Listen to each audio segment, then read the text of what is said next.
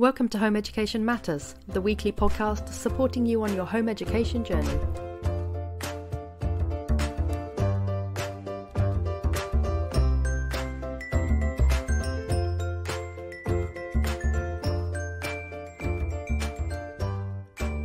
Hello and welcome to Home Education Matters, and today we are doing a podcast on EHCPs. This is all your kind of frequently asked questions, your FAQs, all the kind of deep dive things into EHCPs. Let's really try to get some sense of how you home educate when you have an EHCP, how you go about getting an EHCP if you home educate, how you deregister from school if you have an EHCP, all those questions that gets asked.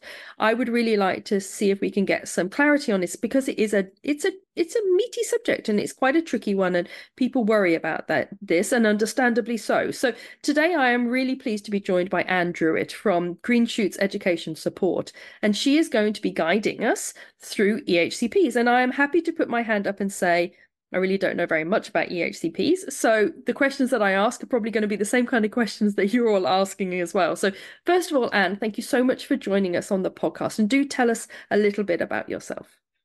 Thank you. It's lovely to be here. So I'm primarily a mum. I have two amazing children, both of whom are educated at home at the moment. But I'm also a teacher, and I have taught in schools for over 20 years. And for the last 17 of those years, I've been working as a SENCO, which is a special educational needs coordinator.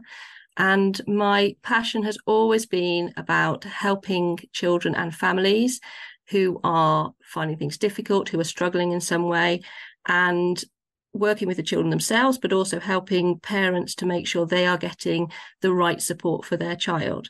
So I left the classroom in July of this year and started up my business. And I now work independently with families and with children, guiding them through anything to do with special educational needs, both in my local area, but also I've discovered that with the joy of technology, I've been working with people all around the country as well. The delights of Zoom. Yes. So before we talk about EHCPs, could you tell us a little bit about how you see special educational needs and the home education community, how they intersect together? Well, I think that what I've seen while I'm home educating my own children is that more and more now, families are feeling that they're in a position where school is just not working for their children. And often that is because the children have additional needs of some sort. And so more and more families are deregistering their children, withdrawing their children from school, or deciding not to send their children to school because of special educational needs. And therefore, there are a lot of parents out there and families out there that are a little bit lost, because when you're in a school setting, you have your SENCO, your special needs coordinator, who is there to be your point of contact to help you and guide you through these processes. And they will help to get support in place. And once you've deregistered and you're home educating, you're kind of on your own. And you've got to then find that information yourself. You've got to then go in search of that information. And that's one of the things that I'm enjoying doing, is being there as that independent SENCO, as that independent person who can help those families who are perhaps home educating because their child was struggling in school. But there is a huge overlap between people who are home educating, and more now so, because schools are failing the children, and parents are realising that, and they're realising that that they need to act to support their children in a different way. Yeah, and I think that when you home educate your child, it is an inherently quite lonely experience, because you are the single point of contact for their educational journey, whether they are facilitating it themselves or whether you are helping them with it. It's still through you, channeled through you. And I would think that is just exacerbated when also the special educational needs, or any special needs then, are also all channeled through you. So let's start with our first question then, which is, what actually is an EHCP? And is it something that is actually relevant to home educated families? I mean, do they even need to get one? So what is it, and do we need to be pursuing them? So An EHCP, it stands for an Education, Health and Care Plan. And it's a legally binding document that's written by the local authority, and it describes a child's special educational needs. It outlines the special educational provision that the child needs, and it lists the outcomes that they would like to achieve, or that the people around them would like them to achieve. So its focus is really on making sure that they can access education, training, health and social care services, so that they can reach their potential and, I guess, fully prepare for adult life. So it's primarily concerned with a child's educational needs. And so people think, well, that then relates to them accessing school. And the majority of the time it does, but there are times when an EHCP can be relevant for a home educating family. What some home educating families think is, oh, I want to home educate my child, but it's quite expensive, isn't it? I'd really like someone to pay for it. You know, I'll get an EHCP and then the local authority can pay for me to home educate my child. And that's when it becomes complicated, because that's not the basis of an EHCP and that's not what it's there for. But there are times when it is relevant, because if your child has special educational needs, then you may find that the EHCP is an important way to make sure those needs are met. Okay. So it's not just a labelling exercise. No, it's not. And it's important to remember that an EHCP is about the child's needs. It's not based on their diagnosis. It's not based on the labels they have. It's about the child's needs. And when you're applying for an EHCP, what you need to remember is that you're applying for an assessment. You're not applying for a plan. You're asking the local authority for an assessment, for an EHC needs assessment. And there are two things that you need to sort of meet, two legal thresholds that you need to meet. The first is that your child may have special educational needs, also has special educational needs, or may have special educational needs. And that's going to be true for lots and lots of families who are home educating.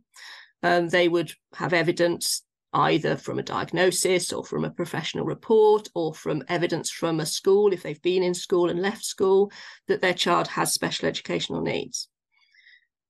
But the other test that the local authority needs to put in place is that they may need special educational provision to be provided through an EHCP plan. So that's the bigger hurdle to overcome, and that's the trickier one from a home education point of view. So the first bit is saying this child has these needs. The second bit is saying we need to provide for these needs. Yeah. So if we go backwards a little bit and think about what are special educational needs, the legal definition of special educational needs is that a child or young person has special educational needs if they have a learning difficulty or a disability which calls for special educational provision to be made. So if we unpick that a bit further, a learning difficulty means that they have significantly greater difficulty in learning than the majority of their peers. And a disability means it's difficult for them to access the facilities that are normally provided for others of the same age in a mainstream school. Mm-hmm. So if a child will have special educational needs if they have significantly greater difficulty learning, or they have difficulty accessing the provision, accessing the facilities within which are normally provided, and they need special educational provision. And special educational provision is anything that's additional to or different from what is normally provided. So rather than saying, does my child have special educational needs, if we sort of break that right down, what we're saying is special educational needs is either a significantly greater difficulty learning or difficulty accessing the environment and the facilities, and those difficulties require something additional to or different from what is normally provided. And in order to meet those special educational needs, schools, mainstream schools, are given a budget by the local authority to put support in place. So when we get to the level when we're saying, does the child have special educational needs? So they've got the learning difficulty or disability that requires something additional to or different from. Do they then need provision to be put in place through an EHCP? So the provision that could normally be put in place through the school, and including the extra money that the school gets for them, isn't enough. They're going to need even more. So in terms of home educating, we can show that the child has got special educational needs, but we've then got to think, do they require provision to be made for them through an EHCP plan? And that's where we'd have to think what the purpose of the plan would be. Yeah, because what's interesting is that what you've been saying is that in a school, it's very much about comparing to the majority of how other children access education, how other children access the facilities. Now, at home, you don't have that comparison. So that must be really quite difficult to sort of show, well, look, we need intervention, because home education in itself is the intervention, right? Exactly, yes. And that's why sort of this definition of special educational needs is quite broad, but it also is sort of dynamic. It changes, because when you get to that point of they need something that's additional to or different from what's provided for everyone else, that's going to depend on what is provided for everyone else. So in one school, you might have the school naturally has quite small class sizes. They might naturally be doing various things for all of their children. They might have some sort of speech and language program that they're using for all the children. And therefore, this child doesn't need anything extra to that. So they don't really meet the criteria for having special needs, yet you then move them to another school where there are huge class sizes and there isn't any support being put in place for speech and language because it's not generally needed for the others. So this child needs something extra, and okay, now they have special educational needs. So it does change. And you're quite right. When you take your child out of school, or if your child's never been into school, there will be aspects of their needs that aren't relevant because they're not needing support for those, because they're not in a school environment. So, and that, I suppose, is one of the reasons why lots of people are taking their children out of school to educate them at home, because then a lot of those difficulties that they're having disappear and are not relevant. So that's certainly one thing to think about when deciding whether an EHCP is relevant, is what are the child's actual barriers in the environment they're in. So I'm guessing that in a school, for example, it might be in the EHCP that they have one-to-one support, but obviously in the home education setting, they're going to have that one-to-one support. So when a child has an EHCP and they're in school, that EHCP will be very much responsive and reactive to the school that they're in. Is there a route then whereby you have an EHCP and you're in the school, and they actually say, okay, your best thing is to go to another school, for example? Does that happen?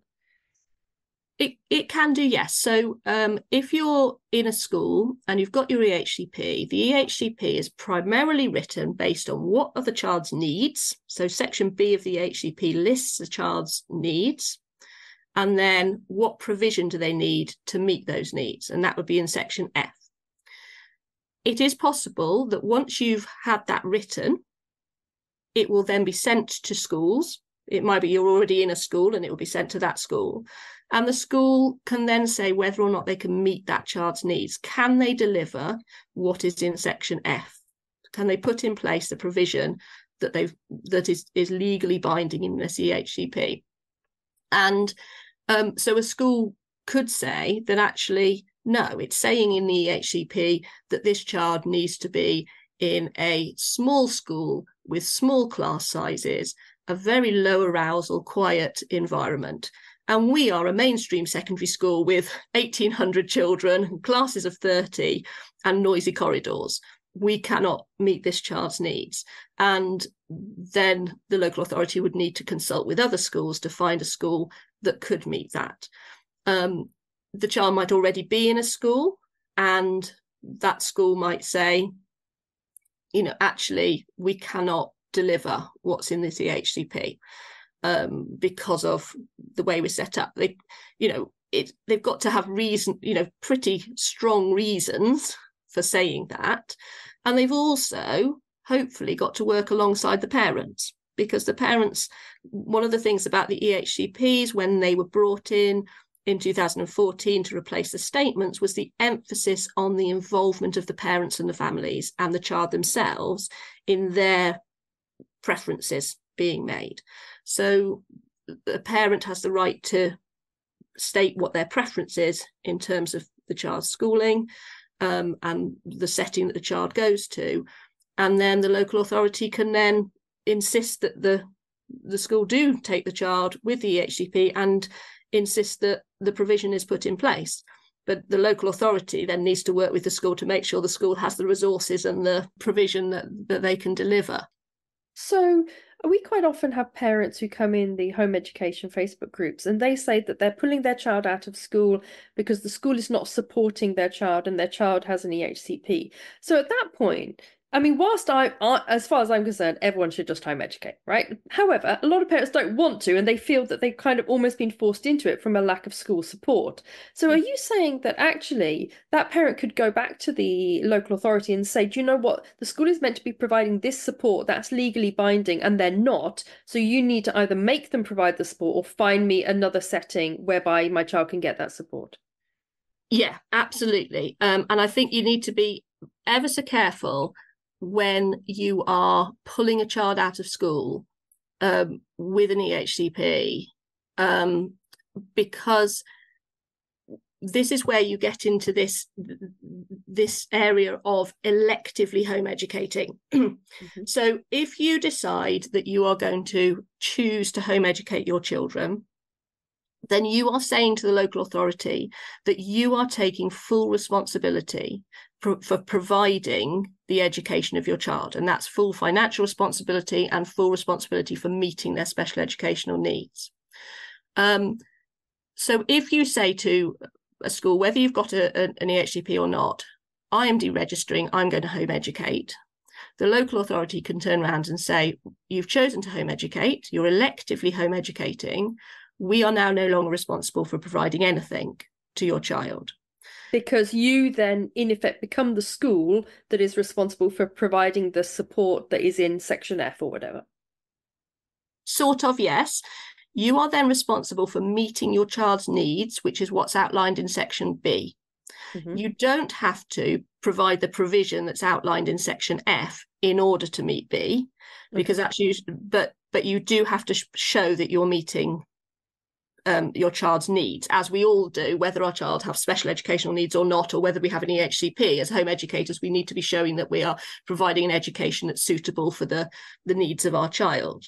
So for example, sorry to interrupt, for example, if in the EHCP it says something like the child needs speech and language therapy, for example, if you then pull your child out of school and home educate them, surely that quite specific provision would carry on? Or are you then also sort of, would the local authority also then say, well, sorry, buddy, you're on your own? You've got to be really careful, because a local authority could say, sorry, you're on your own. Because you have chosen to home educate your child, you have chosen to take on the responsibility for all of that education. So my advice would be, if your child has got an EHCP and is in a school and the school is not meeting the child's needs, that you don't deregister. You don't say to the local authority, I'm going to home educate this child. You say to them, this school are not meeting needs, and this is why. And you contact your caseworker at your local authority and you tell them that. You might say to them, I'm not sending my child into school because their needs are not being met, but that's different from saying I'm electively home educating them from now on. Wouldn't that count as a child missing education? It depends on who knows. So if you just took your child out of school and said, I'm not going to send them in anymore, then you might be going down those roads. But if you're in communication with your caseworker and you're in communication with your school and you're making it very clear to the local authority that the provision in Section F says this, and this isn't happening, and the impact on my child and their mental health, or the impact on my child and their safety is this, then you're dealing with the local authority. And if the other part of the local authority that deals with the sort of attendance, inclusion, that sort of thing, were to say, well, hang on a minute, this child isn't attending school, then you could signpost them to the EHCP department and say, well, actually, we're working with them. It is very complicated. It is very muddy. And I'm afraid there are lots and lots of stories that I see in Facebook groups where schools are going down an attendance route or they're saying, well, we need evidence from the doctor to sign your child off and all of this sort of thing. But I would say that would be the better route to go down, if you can, would be to keep your child on roll at the school, because then the local authority remain responsible.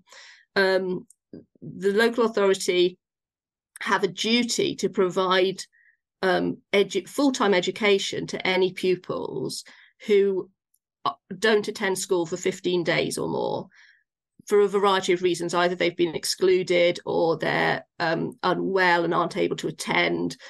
They are still responsible for putting in some sort of support. If you take your child out and deregister them, and you may have a helpful local authority who say, oh, yes, we can see the situation, we'll help you in this way. But you might also have a local authority that says, no, you're now home educating, you're off our remit. They still have to keep the EHCP open. The EHCP still exists. They still have to review it annually. And some local authorities I've read about, which, must have a bit more money up their sleeve than others, will put in place a budget or some of the support in Section F. But I wouldn't presume that would happen, and I would be very careful about making it clear to the local authority where you stand and what your outcomes are, what your ideal is in terms of, are you taking your child out of school because you've decided you want to home educate them, or are you taking them out of school because school obviously isn't working, but ideally your preference would be for the EHCP to be put in place at a school setting. Okay, so I get the impression that there's an end goal that is worth the hassle of not deregistering, because I can think of a number of issues with not deregistering your child. One is that if you keep them on in the school and then you kind of pull them out and you say, well, I'm not putting them in just because the needs aren't being met, but they're still on the school roll, I feel like that could be a long process and quite a stressful process. And the other thing I'm wondering is there not a concern that they could just turn around 2 weeks, 2 months, whatever, and say, well, we have a school that might suit your child better, and so you need to now put her into that one, for example? Yeah, so if you are saying to the local authority, we're not deregistering, we're not choosing to home educate, our preference would be for our child to be in a school setting with a fully functioning EHCP that's meeting their needs, then yes, the local authority would want to provide that for you, and because their ideal is that everyone's in school, that's their bottom line, they want every child in school, so they may well consult with some other schools or some alternative provisions and then name something and say, yes, you need to send your child there. So I think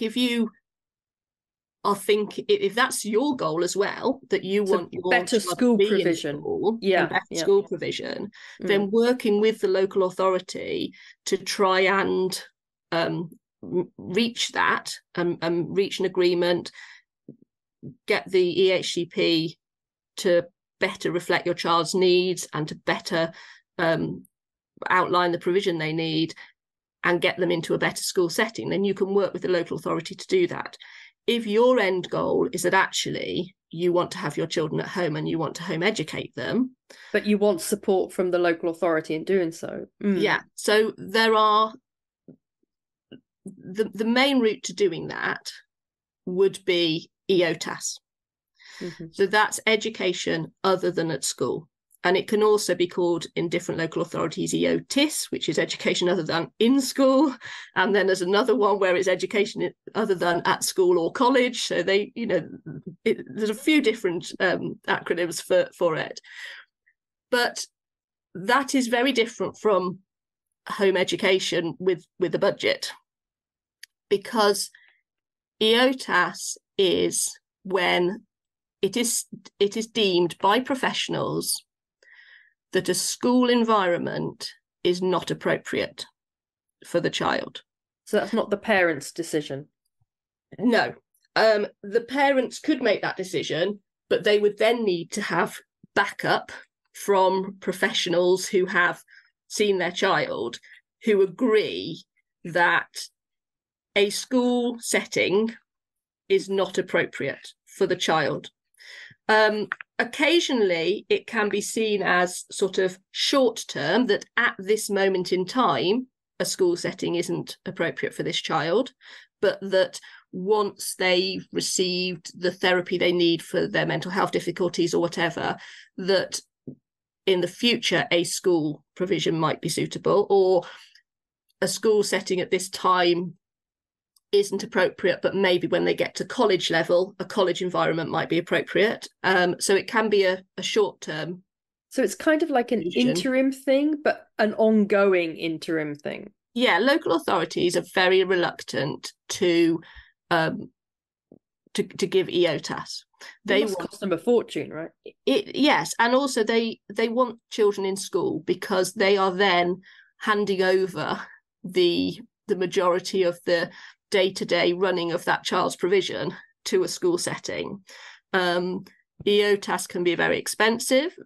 It can be complicated to monitor from a safeguarding point of view, because you've got different people delivering different provision to this child. The child's perhaps mainly in the home setting, although they may be accessing provisions outside of the home. But ideally, they want children in school.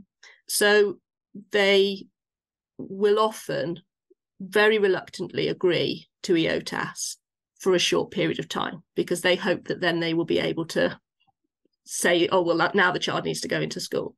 But for some children, the school environment is never going to be appropriate. And so in some cases, evidence shows that, and EOTAS might be given for a longer period of time. Or for other children, each time it's reviewed, there is still evidence that it isn't appropriate.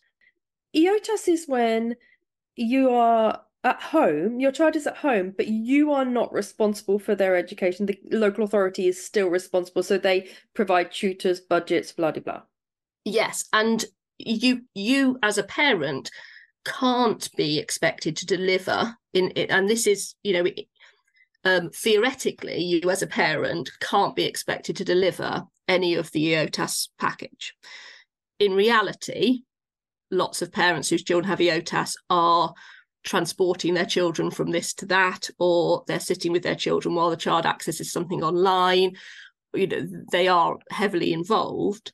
But for others, the child might be attending a farm setting for a couple of days a week, and they might have a personal assistant who takes them out for a day a week to access other things. It depends how it's set up and how rigorous the parents been and the professionals have been in terms of getting the package sorted.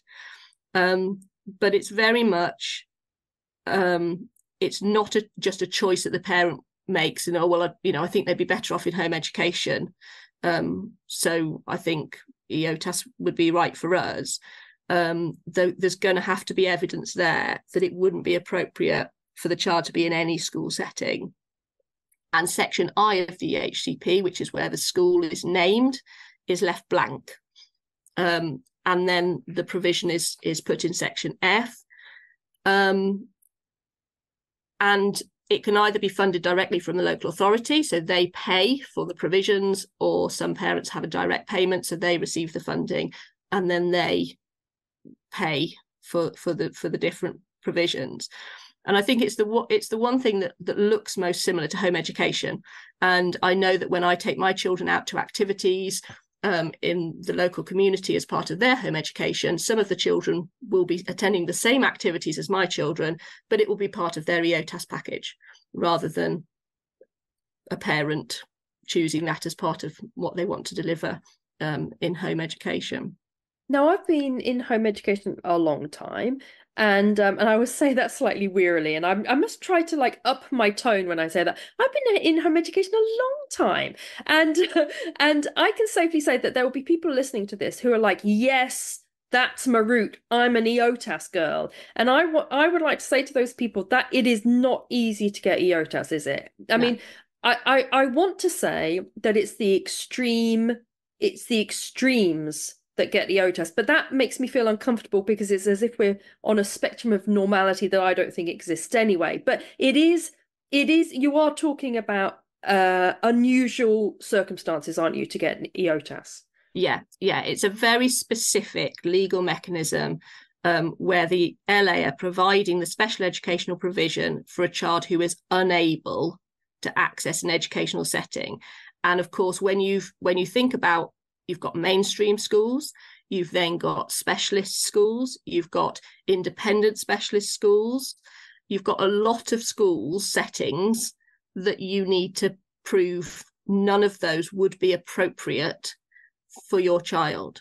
And usually you would be looking at going to tribunal to get EOTAS agreed, because the local authority will want to neighbour school. And so the majority of families who end up with an EOTAS package, not all, but the majority of families will have had to have appealed the EHCP, which will have named a school. They will have to have provided additional evidence that shows that a school setting is just not appropriate for their child. And that will usually involve going to tribunal and the judge ordering an EOTAS package. So it's certainly not an easy route to go down. One of the things that I do see sometimes is that local parents will post on a group, and they'll say that the local authority are offering home education with a personal budget, or EHE with a personal budget. And that's an interesting one, because I think that will depend very much on the local authority. And I would be quite cautious about accepting that. If you feel that EOTAS is right for your child, that you don't feel that a school setting is appropriate, and you have evidence to back that up, I would be very mindful of local authorities who say, oh, well, we'll put EHE in section I, we'll put that you're home educating in section I and provide a personal budget, because they could quite easily turn around or have a change of management or a change of caseworker and say, actually, we're not doing that anymore. You're home educating. It says here in your EHCP that you're home educating, therefore we're not going to provide anything. So it's a little bit of a dodgy one, really. Okay, but it depends a little bit on local authorities.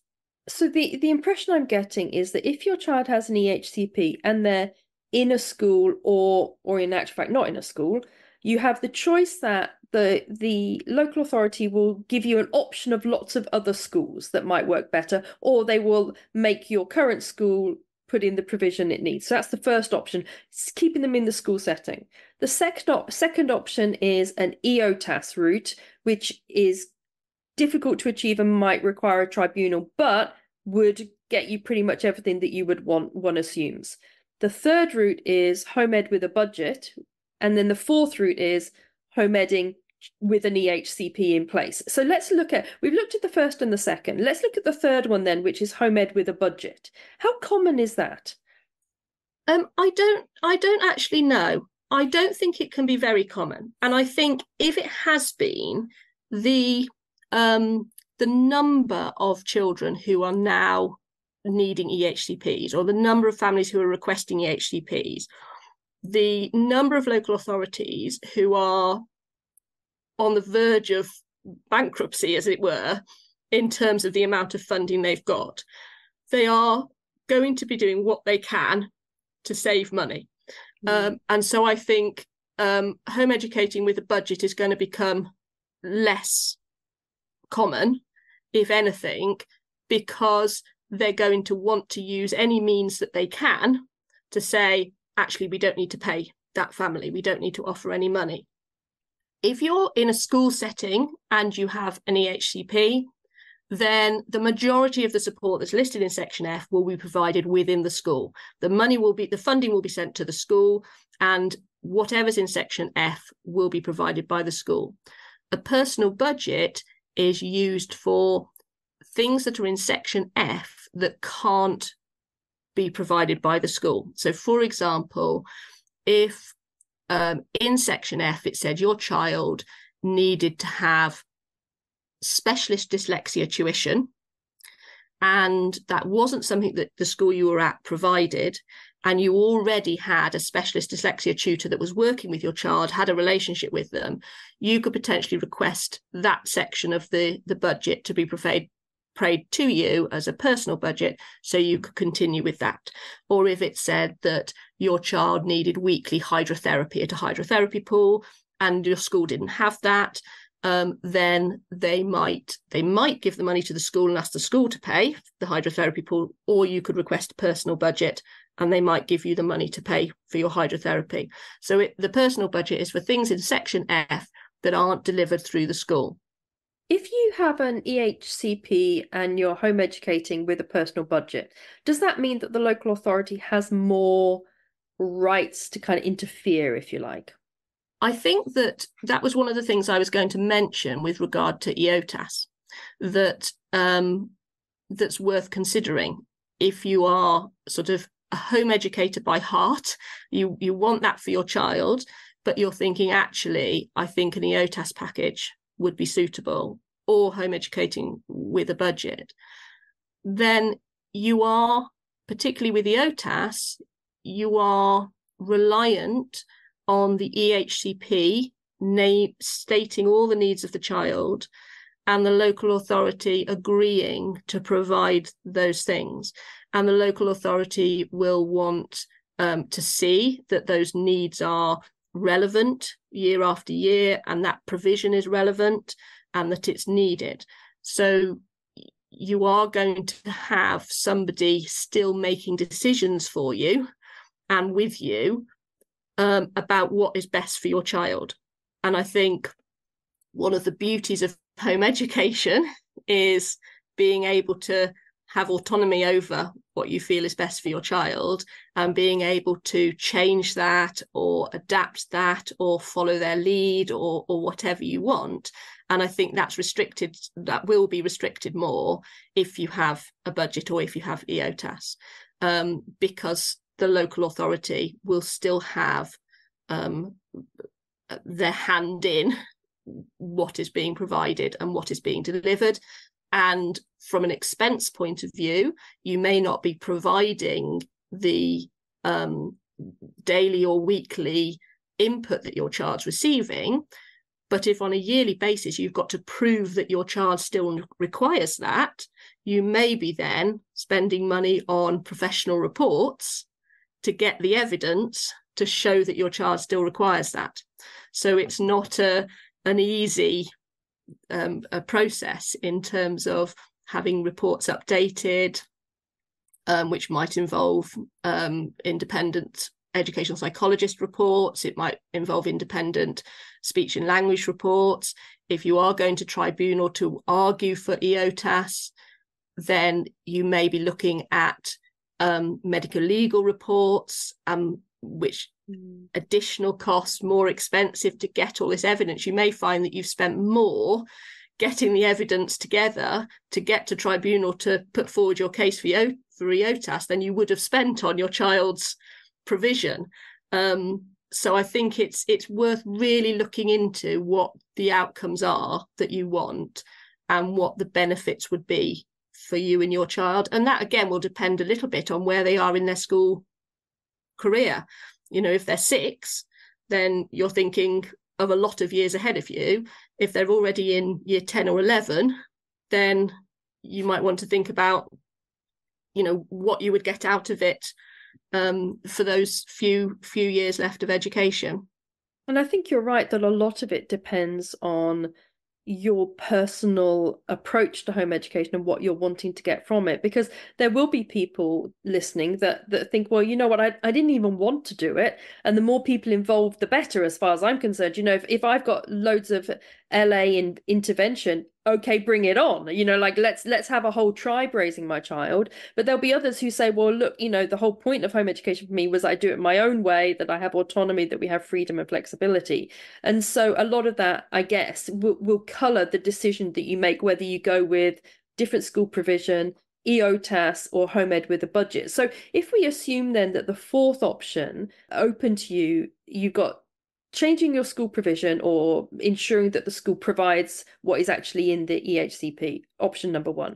You've got EOTAS, option number 2. You've got home ed with a budget, which is option number 3. And is an option that may or may not really exist and may or may not be given. Yeah, and maybe taken away as well from the sound of it. And then the fourth option is home ed, just home educating, and your child has the EHCP. So talk to me about the benefits of that approach, and what are the benefits of having an EHCP if you're just going to be home educating, no budget, no nothing? So if your child has an EHCP already, they're in a school setting, they have an EHCP, and you decide, I'm going to home educate them now, for whatever reason, you've decided that actually, even with support in school, your preference, you've learned about home education, you perhaps didn't know it was an option, or perhaps you weren't in a financial position, or you weren't in a position with your family circumstances to do it, but you've made the decision, actually, you want to home educate. The EHCP will remain in place. If your child is in a mainstream school, then you just deregister as you would for any child without an EHCP. You don't need permission. You just tell the local authority, tell the school that you're deregistering, tell the local authority that you're deregistering, and ask them to change section I, which names the setting. You don't have to tell the local authority, do you, that you're deregistering, even if you have an EHCP? If you have an EHCP, then I believe you would have to tell the local authority that you're deregistering, because they would be sending funding to a school for your child to be there, and your child is no longer there. So I thought the onus was on the school to tell the local authority. I think it might be. Yes, I see what you mean. Yes, the local authority would need to know. Yes, so via the school. Yeah. Yes. Yeah. So you would need to tell the school that you're deregistering. The local authority would need to know you're deregistering, so that they change the section I of the EHCP, and the EHCP would then remain in place. Slightly different if your child is in a specialist school, because then you would need to get permission from the local authority to remove them from that school, because you probably need to be able to show that you could meet the needs that are outlined in section B. But whichever way you've decided you're going to home educate your child, the EHCP would remain in place. It would be reviewed annually. The benefits of keeping it and having it reviewed annually is that if you changed your mind and later on your child did want to access education, maybe at college level or above, then that EHCP you would say to the local authority, now I want to name such and such a place, and the EHCP would be updated in that way. So it would be worth having it in place, ready for a later date. If your child hasn't got an EHCP and you are home educating, the benefit of, you'd have to think carefully about what the benefit would be of requesting an EHCP. Because, as I said earlier, you've got that first legal test, have they got special educational needs? But then you've got that second legal test, they need educational provision provided through an EHCP. And you would need to ask yourself, and the local authority would be asking, why? Why do they need educational provision to be provided through an EHCP if they are being home educated? And it may be that you want to have it in place because you think in the future your child might want to go back to school, that actually you can, you've got a school in mind for another stage of your child's education that you want. It might be that you think EOTAS is going to be appropriate at some point. But I think if you have chosen you want to home educate, you want to be very much responsible for your child's education, you don't want people involved with helping you make decisions about that, you just want to be able to do what your child needs, then you'd have to think about what would that purpose of that EHCP and what would the purpose of going through that process be for you and your family, and what would you get out of it at the end? Because you don't want to place in a school, you don't want to EOTAS, or that wouldn't be appropriate because actually that they probably could manage in a school if there was one. That it's likely the local authority will say, well, you've chosen to home educate, therefore you're responsible for your child's education. You'd have to think, what would the purpose of this EHCP be? Because you're likely to have to persuade the local authority what the purpose is going to be. What about things like access arrangements and that kind of thing for exams? Would it just be, it sounds like it might actually just be simpler to get a diagnosis of, I don't know, dyslexia or autism or whatever, than actually to go through the EHCP process? Or would you say that actually when it comes to exams, it's actually useful to have the EHCP in place? The EHCP isn't necessary in order to get access arrangements. Access arrangements, again, are assessed for and measured based on a child's need. So most exam centres, if you're home educating and you want your child to sit exams, perhaps at GCSE level, then the exam centre would be able to advise you on what evidence would be needed for access arrangements. And usually, again, that would be separate from a diagnosis. So you wouldn't need a diagnosis of dyslexia, for example. You would simply need proof that your child's processing speed is below a certain level, or that their reading speed is below a certain level, in order to get access arrangements. And that is done very much separately from an EHCP. For children who are of that sort of age, coming up into sort of year 9, the EHCP, if they had one, might outline access arrangements, but it's not necessary to have it written in the EHCP in order to get access arrangements. Access arrangements are assessed for. If your child's in school, then the school would carry out assessments, or you can find a specialist assessor who would be able to provide evidence that your child needs access arrangements. Sometimes that would come through a medical report that if your child had a diagnosis of ADHD, for example, they may have a medical report that states that they would need rest breaks or a prompt or movement breaks or something during exams, and that could come through from a medical professional. So an EHCP, for access arrangements alone, it wouldn't be needed or appropriate. There's other more effective routes of getting access arrangements. Absolutely, and quicker and more effective ways of having access arrangements in place without the need for an EHCP. Okay, so just a couple of questions that kind of spring to mind. The first one is, if you want to apply for an EHCP and your child is home educated, do you have to pay for the assessments and things like that, or does the local, can you just say is it like a GP where you go to the GP and you say, do you know what, I think I don't know, I think I've got a polyp in my nose, and they're like, okay, I'm going to send you to a specialist and they'll check if you have or not, and they pay for that? So would it be that you could go to your local authority and say, I think my child is autistic, and they'll be like, okay, we paid for the assessment to see, or do you have to fund all those things if you're home educating? So there's two little bits in there, because you mentioned sort of, I think my child might be autistic, and you mentioned EHCPs. So the short answer is no. Thinking about EHCPs, you write to the local authority and you say, I'd like my child to have an assessment. An EHC needs assessment because I believe that they should have an EHCP. And you would say, I know that you need to tell whether they have special educational needs. This is my evidence.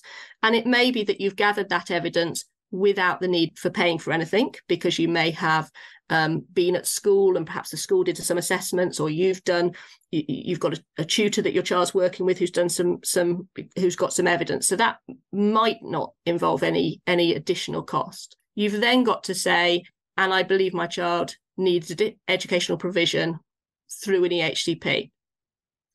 I would say it's unlikely that if you've only ever home educated, so you haven't got any evidence from a school setting, and you haven't got any medical reports through a diagnosis, you haven't got any educational reports, I think it would be unlikely you'd be able to prove that an EHCP might be necessary. It might. So they wouldn't even do the assessments. It depends. That tends to be the first hurdle, that local authorities will very quickly say, yes, we can see your child has special educational needs, but we don't believe that they need an EHCP provision provided through an EHCP, so we're not going to assess.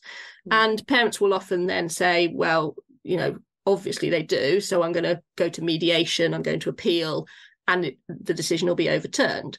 But you'll need to have some sort of evidence there to display to the local authority that they may need an EHCP. Part of the assessment is an educational psychologist assessment that the local authority will pay for, whether you're home educated or whether you're in school. The process of the educational healthcare assessment is funded by the local authority, and that will include an educational psychologist assessment. So a lot of people will have got an educational psychologist assessment already, either through the school or they'll have paid privately, because it is that gives the evidence that they need the assessment. But as part of the assessment, you will get an educational psychologist assessment. So it very much depends on the needs of the child. It may be that I worked with a child a few years ago who had some medical needs that also included learning needs, and there was lots of evidence. They'd had lots of input from medical professionals right from their birth all the way up to 5 or 6 when we were making the EHCP application, and there was plenty of evidence in all of those medical notes that an EHC was going to be needed. So nothing else was provided in advance, and as part of the EHCP assessment, the local authority did an educational psychologist assessment, but they also did a speech and language assessment as part of the process, so that those parents didn't need anything in addition. So it depends slightly. The other part of what you said is an autism diagnosis, and that side of things is all done through the medical channels. So that would be depending on where you live and depending on the systems for your county.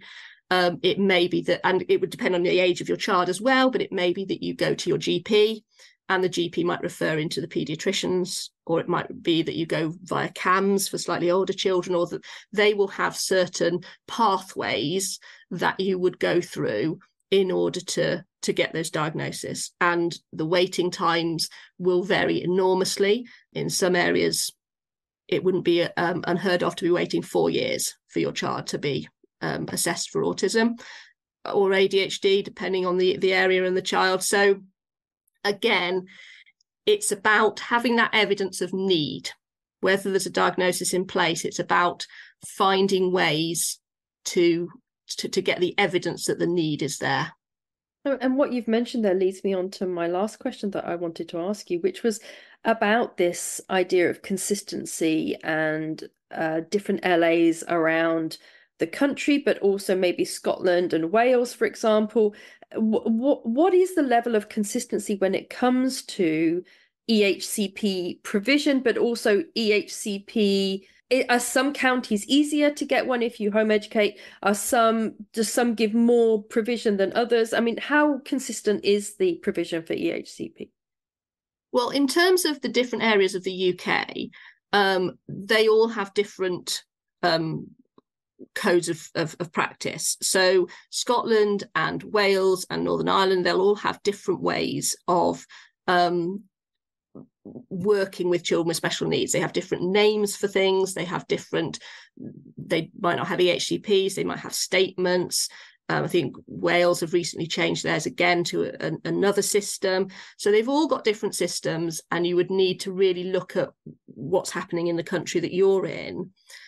But when you dig down and you read all these documents, a lot of the content is the same. So perhaps the definition of special educational needs, you think, oh, that looks very familiar. That's very similar.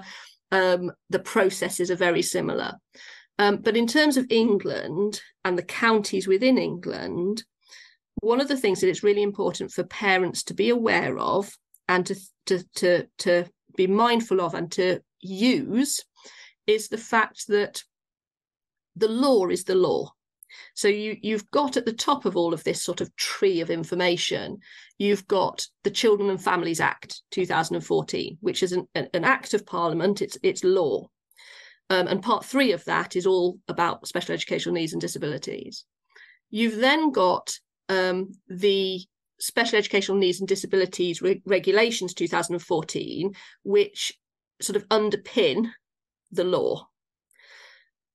You've then got case law, because where the law is ambiguous in any way, then judges can interpret it and use and you can then use that case law in subsequent cases. So you can say, oh, well, that judge in that case in 2022 interpreted it into that, and therefore you've got case law. Then you've got the code of practice, which isn't law, but you must have regard to it. And then under that, you've got local policy. Local policy does not trump law. And you need to remember that, because that's where you'll find people in these Facebook groups or other groups saying, oh, the local authorities say they don't do personal budgets, or the local authorities say we don't do EOTAS in this county. And you need to go back and say, well, actually, the law is this. That might be your policy, that might be what you want, but this is the law. In terms of the EHCPs, they've all, by law, have to have the same information, but how it's set out is different. So you will definitely find the needs, the provision, the outcomes, but how that's arranged might look different in different local authorities. But it's always about coming back to what is the law, and that is the same for all the local authorities, and that anything that's your local authority policy can be argued against by using the law. Okay, and it sounds like there's a role here for making sure you get support from your local home ed group, making sure you understand your legal rights, but also I'm guessing that a role, there's advocacy roles there. So is that what you do in your company, that you work as almost like an advocate for parents whose children have special educational needs? Yeah, that's part of what I do. So yeah, I think you're quite right. It is really important to get some support for this in one way or another. And every local authority has got to have a independent, but they're paid for by the local authority, but they have to be independent advisory service for families to get advice on this. There's also national advisory websites and things where you can find information. And then there are advocates and who can support you, some of which come through charities and other who are independent and are a paid for service. And yeah, that's part of what I do. I think it's quite a big part of what I do, because that's where the need is. So parents contact me either wanting advice about, is this a route to go down? Do I think that they have the right evidence, or they're right at the beginning of the process of gathering evidence? Or they may come to me at the stage where an EHCP has been issued. Because just because you've been accepted to have an assessment doesn't mean you will get an EHCP at the end of it. But once you do, you're sent a draft copy and you need to check through that draft copy. And that's a really crucial stage. So that's another time when parents will contact me and ask if I can work through that draft copy with them and make sure that everything's watertight and everything they need is in there. And then once it's finalised, then you've got the appeal stage and heading towards tribunal. And having done that as a parent for my own children, as well as many, many times professionally, that's another area that I can support with. But I'm, one of a number of advocates who can do that. But then, on top of that, I also do lots of other things. So my business is quite holistic in terms of what I offer is very much down to what the families need. So any aspect of special educational needs, from trying to determine, does their child have special educational needs? So I carry out learning assessments, formal assessments, informal assessments, to help families understand special education needs, home educating families, even if the EHCP isn't part of that. They might have taken their children out of school and think, oh, what next? What does my child actually know? What should I be teaching them? So I help home educated families to put together plans in terms of what we might work on next. I do some tutoring of children with additional needs. I particularly work with children who are autistic or who have ADHD, and I support families and the children to understand their diagnoses and what that means for them, and to become their own advocates and be able to ask for their needs to be met. So a whole variety of things. Basically, anything to do with special educational needs, I would say get in touch with me and I will see what I can do to help. You're like the Mary Poppins for special educational needs. So I do have a big bag, yes. Do you? And one of those umbrellas with a kind of beak on or something. So where can our listeners find you on social media or websites or anything like that? So my website is greenshooteseducation.co.uk, and there's a contact page on there and people can contact me through there. I'm on Facebook as Green Shoots Education Support. I'm on Instagram and LinkedIn as well, but I think the website's probably the first place to go to, because that's got all the links and it's got my phone number and it's got my contact page on there, and it's got a lot about me and what I do and all that information on there. Well, thank you so much, Anne, for guiding us through EHCPs, because it is a bit of a minefield and it feels a little bit like you take one false step and everything blows up under your feet. So it's been really helpful to have this really clear distinction between the different aspects available and also, the sort of contemplative route that you need to take when you're actually thinking about whether you get an EHCP or not. So thank you so much for joining us on the podcast today, Anne. It's been lovely having you. You're more than welcome. Thank you for inviting me. Thank you so much for joining us for today's Home Education Matters podcast. See you at the next one. Have a lovely day.